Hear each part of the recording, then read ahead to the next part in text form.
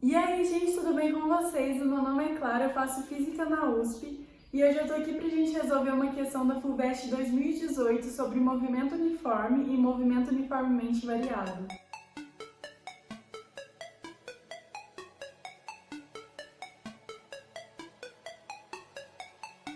A questão é a seguinte: em uma tribo indígena de uma ilha tropical, o teste derradeiro de coragem de um jovem é deixar-se cair em um rio, do alto de um penhasco.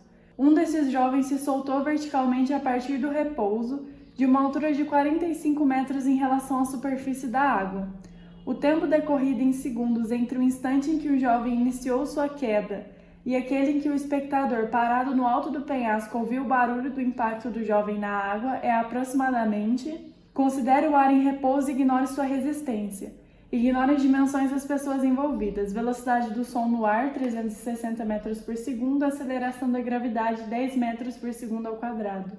Bom, esse exercício é o seguinte. Existe uma pessoa que se solta do alto desse penhasco e cai aqui no rio, de uma altura H de 45 metros. E existe outra pessoa que está aqui em cima do penhasco, do alto do penhasco, que vai ouvir a queda dessa primeira pessoa quando ela chegar na água. A pergunta é: quanto tempo demora para o espectador, ou seja, para essa segunda pessoa que eu não desenhei aqui, mas que estaria aqui em cima do penhasco, demora para ouvir o barulho dessa pessoa caindo na água? Então, o que a gente precisa fazer? Esse problema é subdividido em duas partes. A primeira parte, a gente tem que descobrir o tempo que a pessoa efetivamente demora para cair na água. Primeiramente, a gente precisa, então, calcular o tempo que essa pessoa demora para executar esse percurso aqui e cair na água. Depois disso, para que a segunda pessoa, para que o espectador ouça o barulho da pessoa caindo na água, o que a gente tem que fazer? Agora, o que a gente vai ter é uma movimentação do som. O som vai ter que se movimentar durante esse mesmo espaço aqui, durante esse mesmo H, porque o espectador está aqui em cima do penhasco. E segundo a velocidade do som, que é uma velocidade constante, segundo o que o problema dá pra gente, sabendo o ΔS, que seria o H, a gente descobre o tempo que o som demora para percorrer todo esse percurso aqui e chegar no espectador, que é uma pessoa que está em cima do penhasco. Então, como esse problema é subdividido em duas partes, a primeira delas a gente vai analisar o movimento de queda da pessoa e a gente vai chegar num valor de tempo. Esse valor de tempo é o tempo que a pessoa vai demorar para cair. Depois disso, a gente tem que analisar o tempo que o som demora para sair daqui e chegar no espectador que estaria em cima do penhasco. Então, primeiramente, vamos analisar esse movimento de queda. A gente tem que a pessoa se solta do repouso, então por isso que eu coloquei velocidade inicial V0 igual a 0. A gente precisa achar o tempo. A gente tem o ΔS, que seria o H, então, consequentemente, a gente tem um espaço inicial e um espaço final. A gente tem a velocidade inicial, a gente tem a aceleração, que vai ser a aceleração da gravidade, porque ele vai estar caindo sob a ação da gravidade. Então, vamos jogar tudo isso numa fórmula que a gente conhece. Mas, primeiramente, vamos definir um eixo para a gente saber o que é positivo e o que vai ser negativo. Eu coloquei o nosso eixo aqui apontando para baixo, o que significa que aqui é o zero e aqui nessa posição final, que é onde ele chega, vai ser justamente a posição H. Então, aqui seria um espaço final igual a 45. Então, dessa forma, segundo esse eixo, a gente teria que o S0, que é o espaço inicial, seria do zero, e o espaço final, que seria quando ele chega aqui no rio, seria de 45 metros, porque ele estaria na posição 45 seguindo esse eixo aqui. Porque perceba que esse ΔS é justamente o H.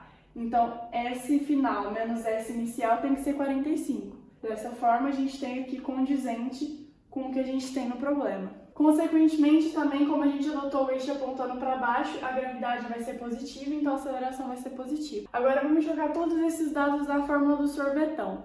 A gente tem que espaço final é igual a espaço inicial mais velocidade inicial vezes o tempo, mais aceleração vezes tempo ao quadrado dividido por 2. Agora vamos substituir nos dados. SF, que é o espaço final, a gente tem que 45 metros. O espaço inicial é 0. Aqui, esse termo vai zerar porque a velocidade inicial é 0. Então, todo esse termo aqui, a gente não precisa copiar porque ele vai ser 0 também. A é igual à aceleração da gravidade. Então, se A é igual a G, a gente tem 10 vezes t ao quadrado dividido por 2. Dividindo aqui 10 por 2, a gente vai obter 5. Consequentemente, a gente vai ter 45 é igual a 5 vezes t ao quadrado. Dividindo 45 por 5, a gente vai obter 9. Então, portanto, t ao quadrado é igual a 9. Tirando a raiz dos dois lados aqui, a gente vai ter que t é igual a 3 segundos. E o que esse tempo significa? Esse tempo é o tempo que a pessoa demora para sair daqui do topo do penhasco e cair aqui na água. Então, agora, a gente tem o tempo de queda da pessoa. Agora, o tempo que o som demora para percorrer esse espaço aqui e voltar para cima e atingir o ouvido do espectador que está em cima, vai ter que ser somado com esse tempo aqui. Porque no enunciado ele pede o tempo transcorrido entre o momento em que o jovem iniciou sua queda, ou seja, entre esse tempo t igual a 0, e o momento que o espectador ouviu o barulho dele caindo na água. Então a gente já teve o tempo aqui para ele cair na água. Agora a gente precisa pegar o tempo que o som demora para sair daqui da água, ou seja, o som da queda da pessoa na água, e chegar no ouvido do espectador que está em cima do penhasco. Agora, como a gente pode perceber, pelo fato de existir a aceleração da gravidade atuando aqui nesse movimento, é um movimento uniformemente variado, porque a velocidade dele vai mudar, porque existe uma aceleração. Agora o som não, o som tem uma velocidade constante, então a gente cai no movimento uniforme. E a fórmula mais fácil que a gente tem do movimento uniforme é justamente V igual a ΔS por ΔT. Então, se a gente aplicar V igual a ΔS por ΔT, a gente vai ter a seguinte coisa. A velocidade do som é igual a ΔS percorrido pelo som, dividido pelo tempo que o som demora para sair daqui da água, depois da queda da pessoa, e chegar ali em cima do penhasco. E aqui a gente tem todos os dados, porque a velocidade do som é 360 metros por segundo. Então, 360 metros por segundo, ΔS do som. Eu estou usando tudo aqui, a velocidade e o ΔS tudo em módulo, porque não faz diferença, porque no final, de qualquer forma, o tempo tem que ser positivo.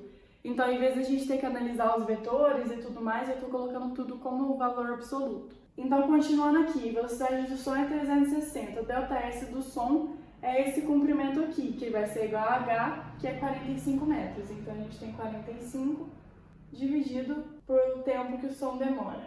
Disso aqui, a gente pode multiplicar em cruz toda essa fração. Então, a gente vai ter que 360 vezes o tempo que o som demora para chegar no penhasco é igual a 45. Consequentemente, o tempo que o som demora para chegar no penhasco é 45 dividido por 360. Essa divisão aqui dá um valor de 0,125 segundos. Então agora a gente tem os dois tempos e basta somar os dois para a gente chegar na resposta que a gente quer. Perceba que esse tempo aqui corresponde a esse movimento de descida, de queda da pessoa até aqui. Chegando aqui, a queda da pessoa na água vai fazer um barulho. E esse barulho vai demorar um total de 0,125 segundos para chegar de volta para o espectador que esteja aqui em cima. Então basta a gente somar esses dois tempos aqui para chegar na resposta. Então a gente tem que o tempo total que a pessoa demora para ouvir o barulho da queda da outra pessoa na água vai ser o tempo t que a gente achou anteriormente, mais o t-som, que é o tempo que o som demora para percorrer esse trajeto aqui. Então o tempo total vai ser igual a 3, que foi o que a gente obteve para o movimento de queda da pessoa, mais 0,125, que foi o tempo que a gente obteve para o som fazer esse movimento aqui. Então, o tempo total vai ser igual a 3,125 segundos. Como ele pede esse tempo aproximado, a gente pode aproximar esse valor para 3,1 e, consequentemente, a gente vai chegar na alternativa A.